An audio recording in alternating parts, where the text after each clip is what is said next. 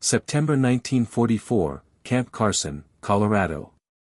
The mountain wind cut through the thin uniforms of 50 Italian men prisoners who had just arrived from the devastated ruins of Naples. Their gray cloth still carried the smell of Mediterranean brine and gasoline fumes. Marco Benedetti pressed his palm against the transport truck's cold metal side, watching American female soldiers unload wooden crates near a massive outdoor grill. The smoke rising from hickory wood carried a scent he'd never encountered, sweet, sharp, primal. His stomach clenched. In Naples, they'd eaten grass soup for months. "Don't stare at them," whispered Antonio, the older man beside him. "Show no weakness." But Marco couldn't look away. A massive pork roast sizzled on the grill, fat dripping into flames that leaped like tiny dancers. Benedetti. A male guard approached, Lieutenant David Chen, black hair cropped military short. "You speak English?"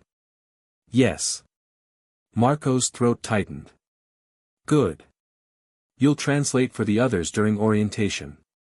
Chen's eyes weren't cruel, just tired. "Welcome to Colorado. Before we discover what happened next, tell us where you're watching from, Colorado, Italy, or somewhere else entirely. We love knowing where our dear viewers are from around the world. The barracks smelled of fresh pine and disinfectant. 20 metal bunks lined each wall, more space than Marco had seen in 2 years. Through the window, he spotted the grill again. An American cook, a woman in a white apron with auburn hair pulled back, was turning the roast with casual confidence. "They're trying to fatten us up," muttered Paolo, a thin man who'd been a dock worker. "Poison, probably. Or propaganda. Make us forget who we are," added Antonio. Marco touched the small photograph hidden in his uniform pocket, his sister Sophia in her fascist youth uniform. She'd made him promise, never trust them. Never forget, But the smell of that meat. Chen returned with a clipboard. "You'll work in the base motor pool. 3 meals daily. Recreation time. Medical care." He paused. "Tonight there's a welcome dinner. The commander wants you to see that America treats prisoners with dignity." "We don't need their charity," Antonio said in Italian. Chen's eyes flicked to Marco. "Translate." Marco hesitated. The photograph in his pocket suddenly felt heavier. "He says. Thank you." Chen's expression didn't change, but something flickered in his eyes. Disappointment? Understanding? "Dinner's at 6 o'clock. Don't be late." As Chen walked away, Antonio grabbed Marco's arm. "Why did you lie?" The mess hall could seat 200, but tonight only their group of 50 Italian men sat at long wooden tables, isolated like a small island in an ocean of empty chairs. Marco's hands trembled as he held the metal tray. The American cook, her name tag read Sullivan, loaded it with food he couldn't name.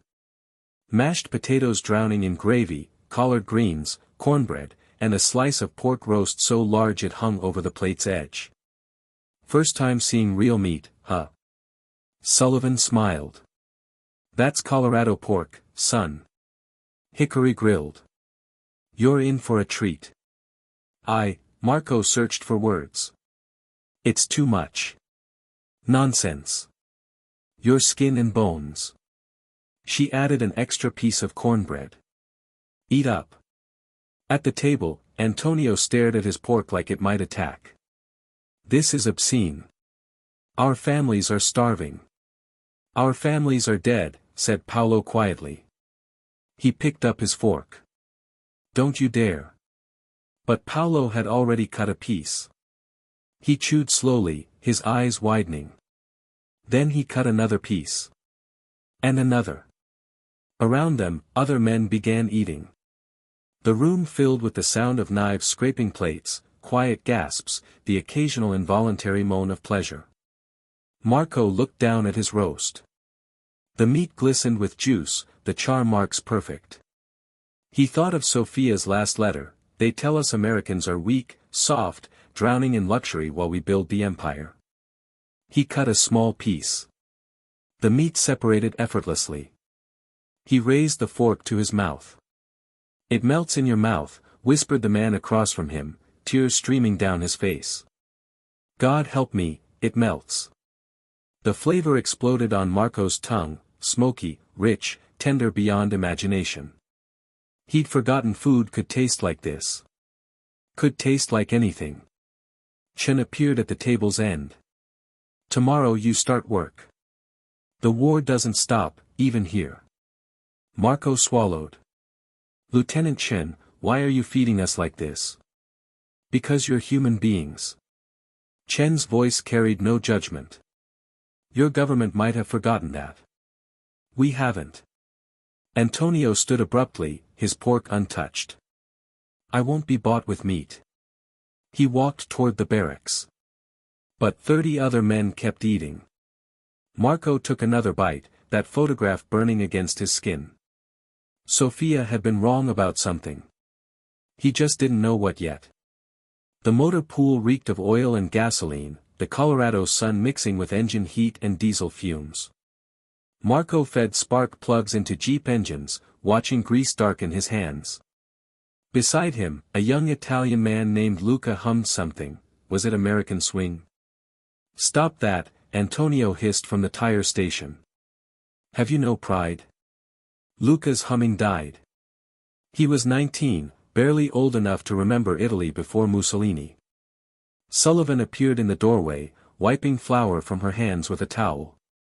"Gentlemen, I need 3 volunteers for kitchen duty. The regular staff's short today." Silence. The tools clanked and scraped. "There's extra dessert," Sullivan added with a grin. "Apple pie." Luca's hand shot up. "I volunteer." "Luca, no," Antonio started. "I volunteer too." Marco heard himself say it before thinking. Chen stepped into view behind Sullivan. "Benedetti, you sure? This isn't mandatory." "I'm sure." Marco set down the wrench he'd been holding. The photograph in his pocket seemed lighter somehow. Sullivan led them through the base, past American female soldiers playing softball in the evening light, past buildings that seemed impossibly clean and whole. No bomb craters. No rubble. No ghosts. The kitchen gleamed with stainless steel and white tile.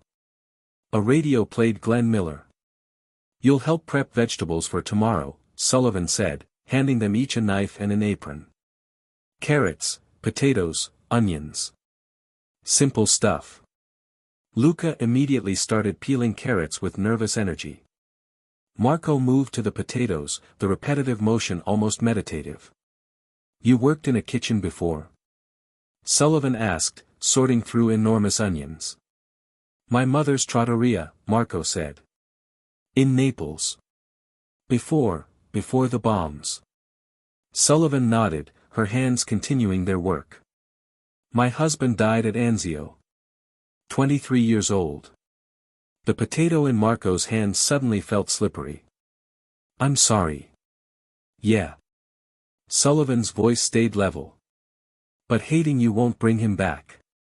My mama taught me that." The third volunteer, a man named Giuseppe, spoke up. "The Americans who bombed Naples, do they know what they did?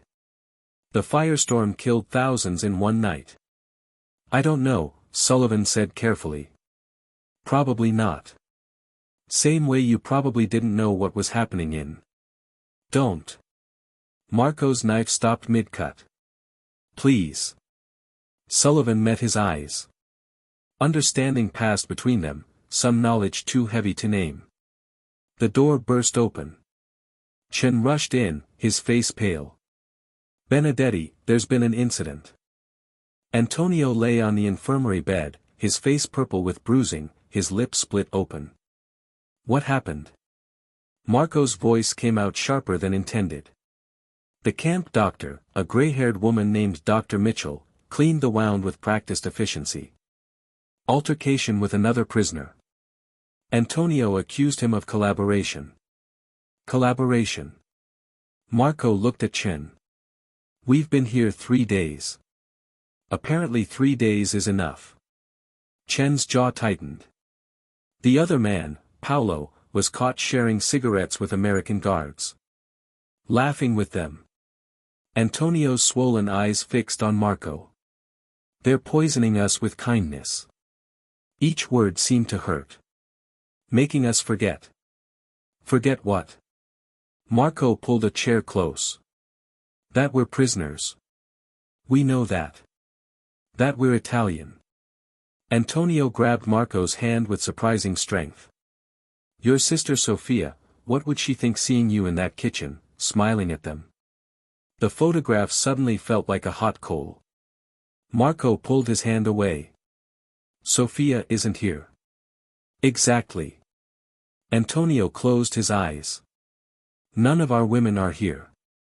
We're alone. We must stay strong. Stay pure.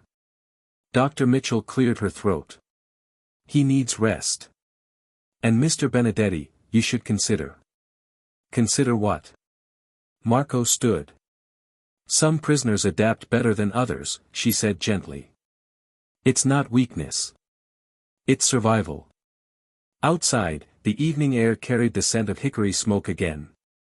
Another cookout. Another meal that would taste like betrayal and heaven simultaneously. Chen walked beside Marco toward the barracks. You're in a difficult position, being the translator. Caught between two worlds. I'm not between anything. But even as Marco said it, he knew it was a lie. They passed the softball field. Luca sat on the bleachers, watching American female soldiers play, his face illuminated by the setting sun. He looked peaceful. Happy, even. You know what I think? Chen stopped walking. I think you're carrying something heavy. Something you haven't told anyone. Marco's breath caught. I don't know what you mean. Yes, you do. Chen's voice was kind but firm.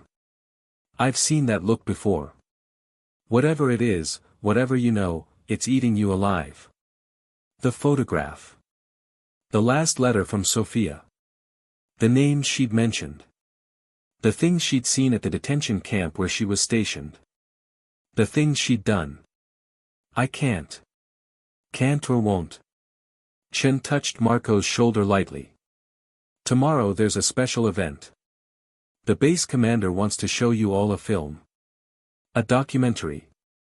About what? Chen's expression darkened. About why you're really here. About what we found when we liberated the camps in Europe. Marco's legs nearly gave out. The recreation hall's chairs faced a blank white screen. All 50 Italian men sat in rows, surrounded by American guards. The air conditioning hummed, but Marco still felt sweat trickling down his back. Commander Williams stood before the screen, a tall woman with iron-gray hair and a chest full of medals. Gentlemen, what you're about to see is difficult, but necessary. You deserve to know the truth about the regimes you served. Propaganda, Antonio whispered from 2 rows back. Don't believe it. The lights dimmed. The projector whirred to life. The first images appeared. Skeletal figures behind wire fences.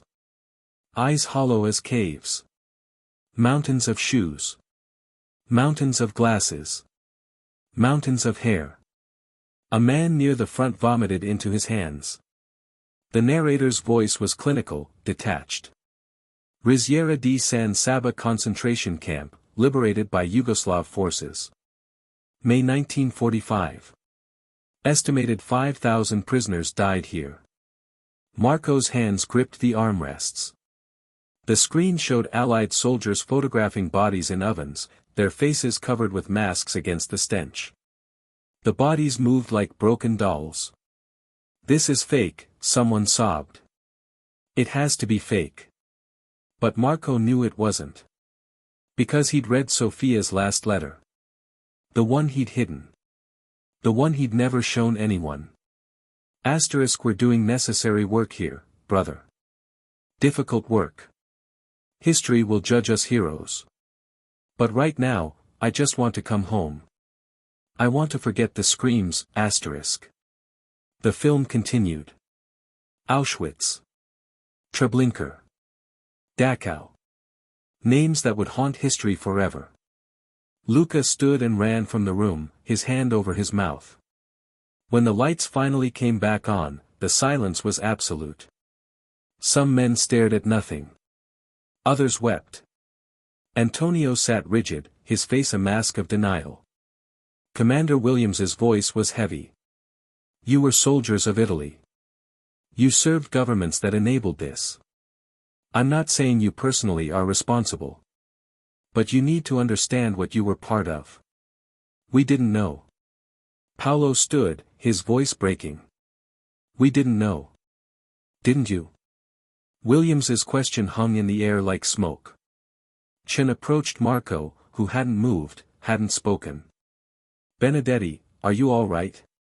Marco reached into his pocket and pulled out the photograph of Sofia. Beside it, folded small, was her letter, the letter that proved he had known, or at least suspected. The letter he'd kept secret, because acknowledging it meant acknowledging everything. I need to tell you something, Marco whispered. About my sister. About what she told me. About the names she mentioned, officers, locations, things that might help your prosecutors. Chen's eyes widened. You have information? Yes. Marco's voice grew stronger. And I have to tell you.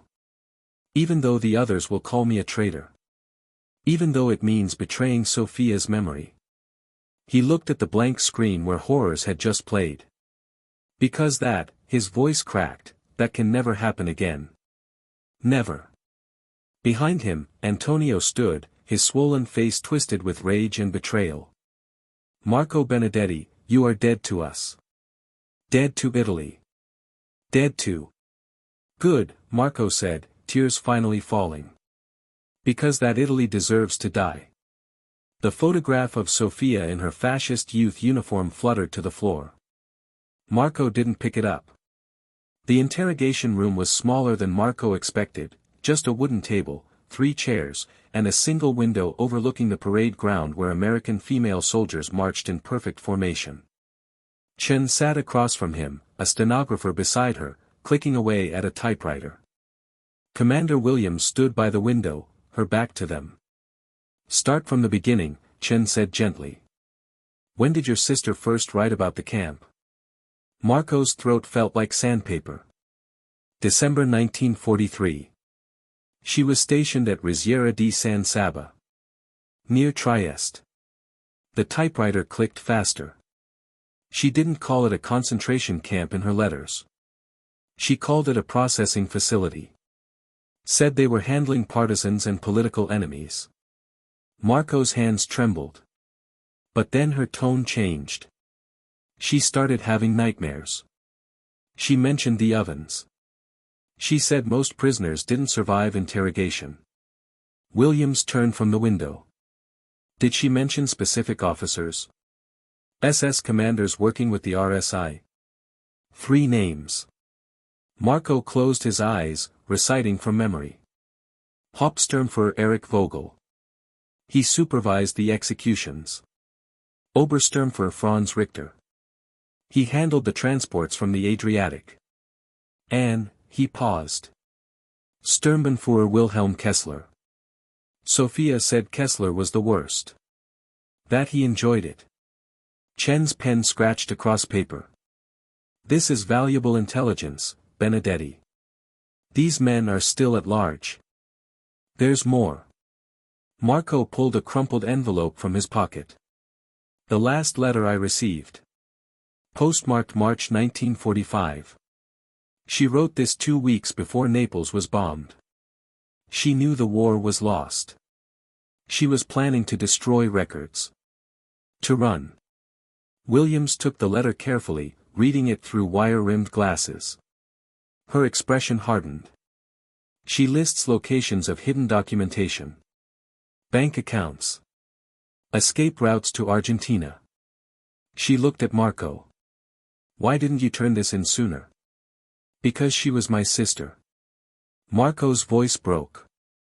Because despite everything, I loved her.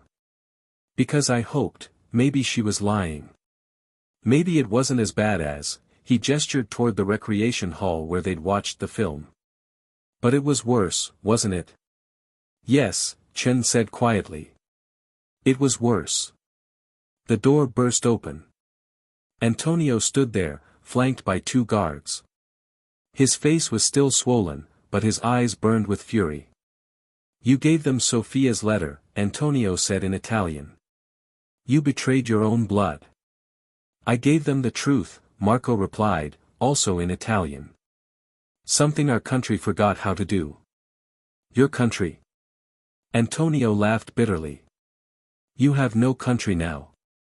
You're nothing. A ghost. When we return to Italy, your name will be spat upon. Then I won't return. Marco stood, switching to English so the Americans could understand. I'll stay here. Apply for asylum. Build a life where I don't have to carry the weight of monsters. Chin exchanged glances with Williams. That's actually possible. We have a program for prisoners who cooperate. Who provide valuable intelligence. Colorado could use a good Italian cook, Sullivan's voice came from the hallway. She stepped into view, that familiar towel over her shoulder. My restaurant downtown is hiring. If you're serious about staying. Marco looked at each of them. Chen's tired kindness. Williams's stern justice. Sullivan's unexpected grace. And Antonio's consuming hatred. I'm serious, Marco said. I'm done being Italian. I want to be, what? American, Antonio spat. They'll never accept you. Maybe not, Marco met his eyes. But they'll never make me into what Sophia became either. 6 weeks later, Marco stood before a different kind of tribunal, the camp's refugee asylum board. The room smelled of old wood and paper. 3 American officers sat behind a mahogany desk, reviewing his application with expressions he couldn't read. Mr. Benedetti, the lead officer, a silver-haired colonel named Brennan, spoke with a Boston accent.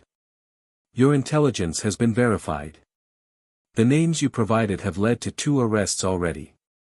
Vogel was captured in Bolzano last week. Marco's chest tightened. And the others? Still searching, Brennan shuffled papers. But that's not why we're here.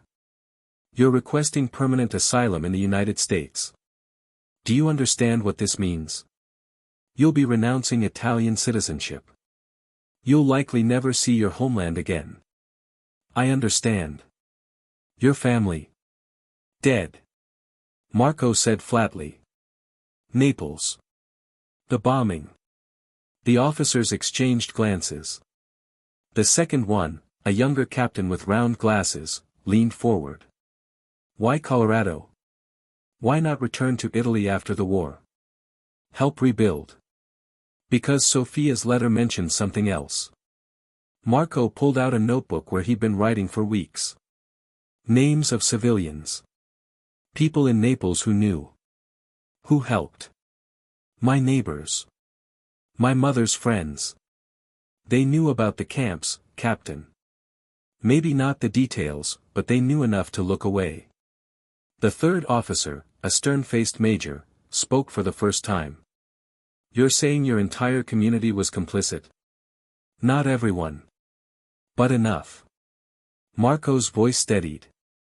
And I can't go back and pretend I don't know that. I can't shake their hands and smile and rebuild alongside people who chose silence. Brennan tapped his pen against the desk. You realize you'll face hostility here too? Americans lost daughters in this war. You'll be seen as the enemy. I am the enemy, Marco said. Or I was. That's what I'm trying to change.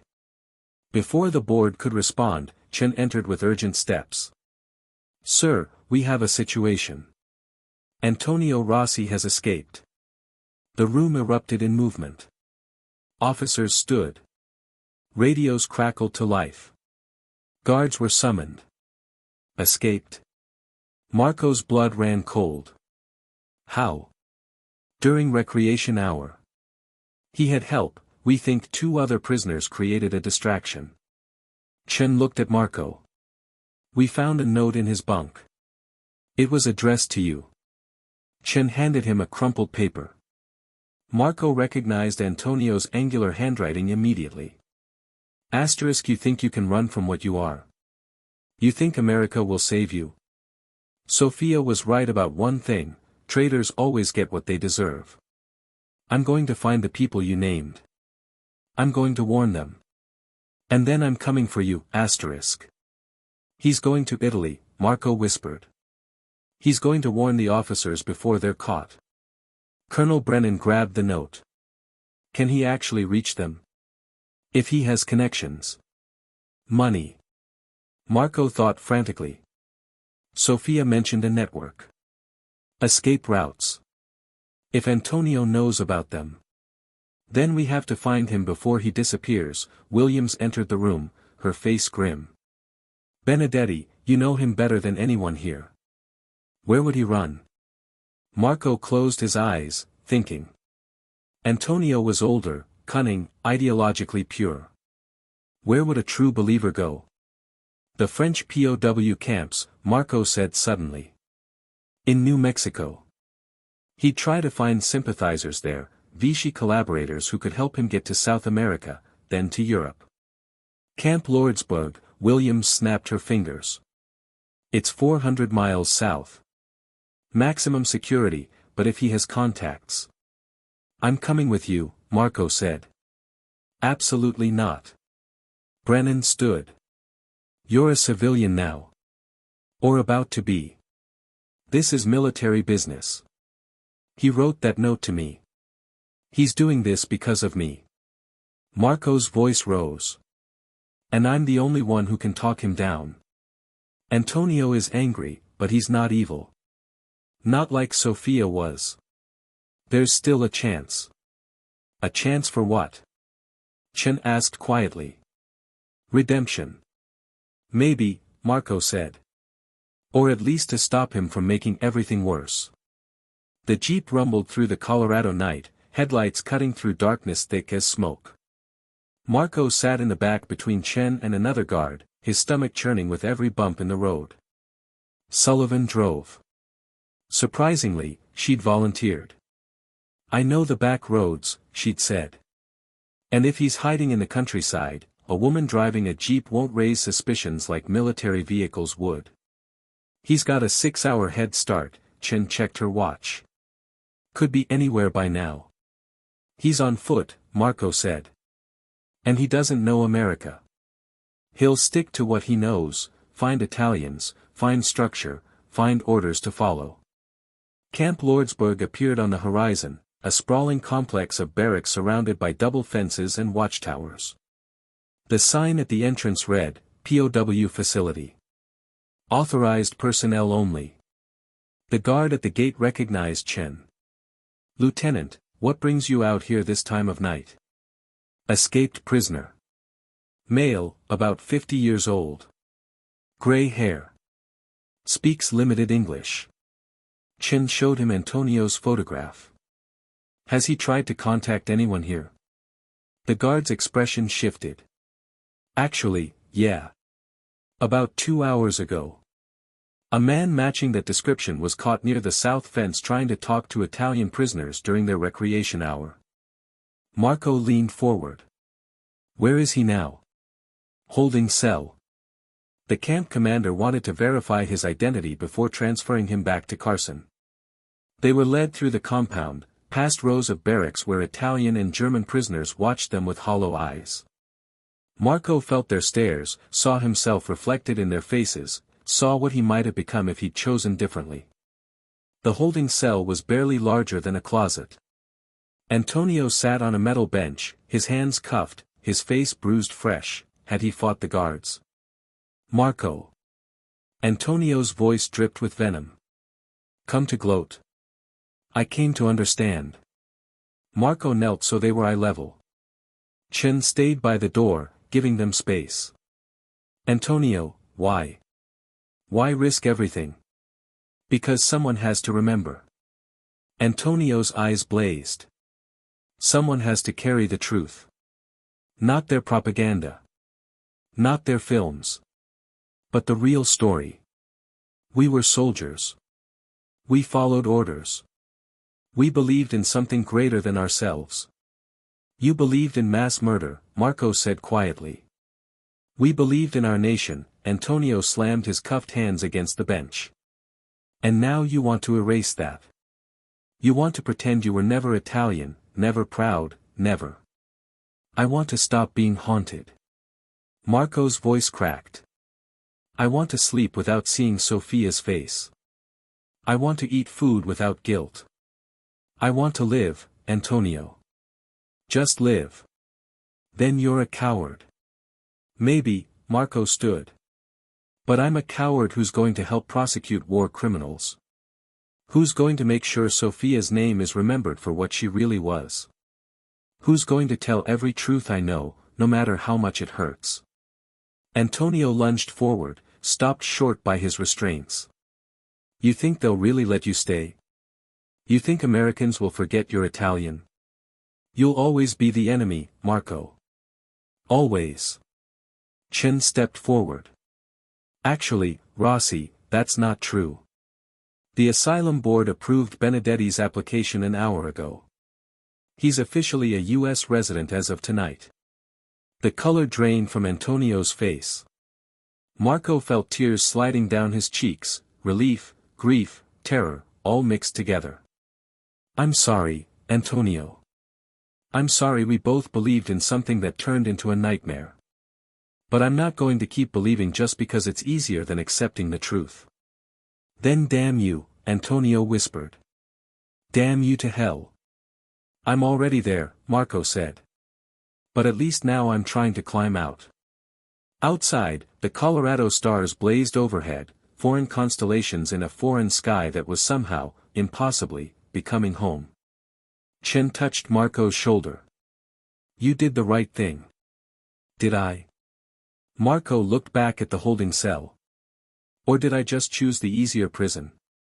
There's no easy choice in war, Sullivan said, appearing with 2 cups of coffee. Only the ones you can live with. Here, you look like you need this. The coffee was terrible, burnt and bitter, but Marco drank it anyway, savoring the taste of something real. 6 months passed like a fever dream. Marco stood in Sullivan's restaurant kitchen, Sullivan's table, flipping steaks on a grill that reminded him of Camp Carson, of that first impossible meal, of the moment everything changed.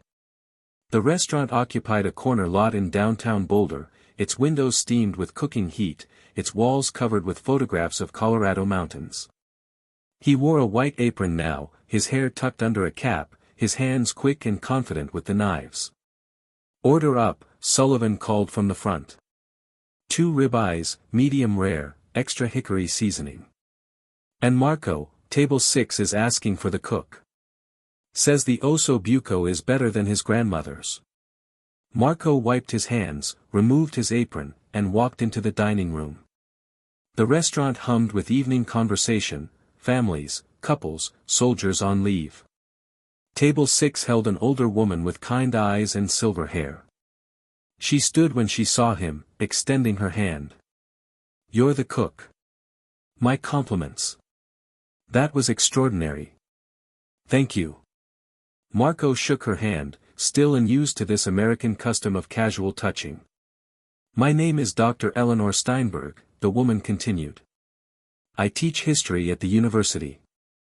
My husband was Italian, from Rome. He passed 3 years ago. Her eyes grew distant. I haven't tasted osso buco like that since he made it for me in 1938. Before everything, Marco finished softly. Yes. Dr. Steinberg smiled sadly. Sullivan mentioned you're from Naples. That you're documenting your experiences for the archives. Marco nodded. For 6 months, he'd been writing, filling notebooks with everything he remembered about Sofia, about Naples, about the camps, about what ordinary Italians knew and when they knew it. Chen had connected him with military prosecutors preparing for trials. I wonder, Dr. Steinberg continued carefully, if you'd consider speaking to my students. About the war. About, she chose her words delicately, about the Italian perspective. The human side of complicity. The human side. Marco's throat tightened. Professor, there's nothing human about. I didn't mean to offend. Dr. Steinberg raised her hands. I meant the process of becoming complicit. How ordinary people are transformed into participants. My students need to understand that evil isn't born, it's built. Piece by piece. Compromise by compromise. Before Marco could respond, the restaurant door chimed. A young man entered, late 20s, wearing a simple jacket, his face uncertain. Luca. From Camp Carson. Marco. Luca's voice was barely a whisper. I heard you were working here. I hope it's okay that I. Of course. Marco rushed over, surprising himself with the genuine warmth he felt. Luca, how are you? Did they release you last month? Good behavior. Cooperation with authorities. Luca twisted his hands nervously. I didn't know where else to go. The other men, they won't speak to me. They call me traitor for testifying about what we saw. But you understand, right? You understand why we had to tell the truth. Marco pulled out a chair. Sit. Have you eaten? I don't have money. Sit. Marco repeated firmly. He returned to the kitchen, prepared a plate of osso buco, polenta, and roasted vegetables. When he brought it out, Luca was crying quietly, and Dr. Steinberg was speaking to him in gentle Italian. He needs work, Dr. Steinberg said to Marco. And a place to stay. I have a colleague who runs a boarding house. Respectable. Affordable. I could make an introduction. Why are you helping us? Marco asked. We're Italians. Your enemies. My enemies? Dr. Steinberg smiled sadly. Mr. Benedetti, I'm Jewish. My parents fled Vienna in 1937. My cousins who stayed, she trailed off. But I learned something my parents taught me, judge individuals by their actions, not their nationality. You're trying to do the right thing. That's worth supporting. Sullivan appeared with coffee. Marco, are you thinking what I'm thinking? That we need another cook. That we need someone who can handle the lunch shift while you're off writing your testimonies. Sullivan winked. Luca, you ever work in a restaurant? Luca looked up, tears still streaming. My father owned a bakery. Before the war. Close enough. You're hired. Report Monday, noon sharp. The moment crystallized, 3 Italians and 2 Americans sitting in a Colorado restaurant, building something fragile and precious from the ruins of war. But outside, a figure watched through the window. Marco caught the movement, turned, and felt ice flood his veins. Antonio stood on the sidewalk, no longer in prison clothes, but wearing civilian dress, his eyes burning with unfinished business. Their gazes locked across the glass. Antonio raised his hand, not in greeting, but in promise.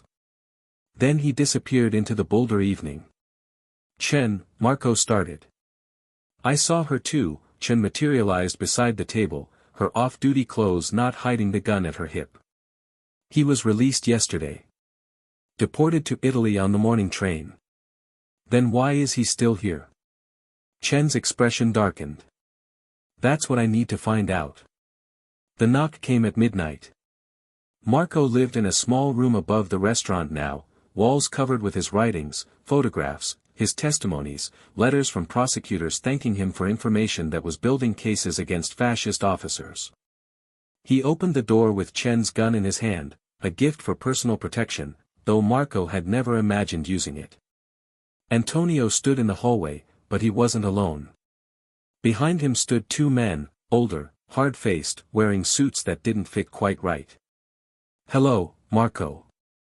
Antonio's voice was calm now, almost peaceful. May we come in? No. Marco kept the gun steady. Chen isn't here, Antonio said. Sullivan either. It's late. We just want to talk. Talk about what? About how you're supposed to be on a train to Italy. I missed it. Antonio smiled thinly. On purpose. Because these gentlemen, he gestured to the men, have a proposal for you. A chance to save lives. Save lives? Marco's finger hovered near the trigger. Whose lives? One of the men stepped forward, speaking in perfect Italian. The officers you named, Vogel, Richter, Kessler, they have families, Mr. Benedetti. Children. Wives who knew nothing. And? You could recant your testimony, the second man said. Say you were coerced. That the Americans forced you to lie. It would muddy the waters. Create reasonable doubt. Some of these men might go free. In exchange for what? Money, Antonio said simply. Enough to start over anywhere you want. Buenos Aires. Montevideo. Sao Paulo. Cities where Italians are welcomed, not persecuted. Marco laughed, a sound like breaking glass. You think I betray everything I've built here for blood money? I think you're tired, Antonio said softly. I think you're haunted. I think every night you dream of Sofia. Of what she became. Of what you might have prevented if you'd spoken sooner. The gun wavered. Because Antonio was right. Every night, without fail, Sofia appeared in Marco's dreams, covered in ash, her hands stained with crimes he couldn't name. Here's what I think, Marco said, steadying the weapon. I think you're desperate. I think these men are paying you to convince me because they know I'm their only credible witness. I think this conversation is over. Chen stepped out of the shadows at the end of the hallway, her own gun drawn. Sullivan and 2 military police stood behind her.